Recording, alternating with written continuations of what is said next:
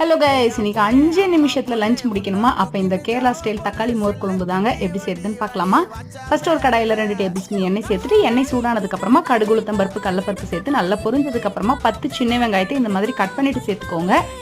இப்போ 4லேருந்து 5 பச்சை மிளகாவை அதையும் கட் பண்ணிட்டு சேர்த்துக்கோங்க. காரத்துக்கு ஏற்ப கை நிறைய கருவேப்பிலை சேர்த்து நல்லா கலந்து விட்டுக்கோங்க. இப்போ பழுத்த தக்காளியை 3 தக்காளியை கட் பண்ணிட்டு சேர்த்துக்கோங்க. தக்காளி நல்லா வதங்கினதுக்கு அப்புறமா 1/4 கப் தண்ணி சேர்த்துட்டு தேவையான அளவுக்கு உப்பு, கையாலேயே இடிச்ச மிளகு சீரகம் சேர்த்துக்கோங்க. 1/4 ஸ்பூன் மஞ்சள் தூள் சேர்த்து நல்லா ஒரு 2 மினிட்ஸ் பச்சை வாசனை போற வரை கொதிக்க விட்டுருங்க. இதுக்கு சைட் டிஷ்ஷா நம்ம சிக்கன், மட்டன் அந்த மாதிரி நல்லா கிரேவி மாதிரி செஞ்சு சாப்பிட்டா நல்லா இருக்கும். நம்ம புரட்டாசி மாசம் அப்படின்றனால சிப்ஸை வச்சு சாப்பிட்டுக்கலாம். ஃபைனலா கொஞ்சம் குழம்பு மிளகாய் தூள் வீட்டில் அரைச்சது இருந்தா சேர்த்துக்கோங்க. டேஸ்ட் இன்னுமே கொடுக்கும். ஒரு 2 மினிட்ஸ் கழிச்சு ஸ்டவ் ஆஃப் பண்ணதுக்கு அப்புறம் 1 கப் தயிர் சேர்த்துக்கோங்க. ஃபைனலா கொஞ்சம் கொத்தமல்லி தலை தூவி இறக்கிட்டீங்கன்னா நம்மளோட சுவையான தக்காளி மோர் குழம்பு ரெடி ஆயிடுங்க.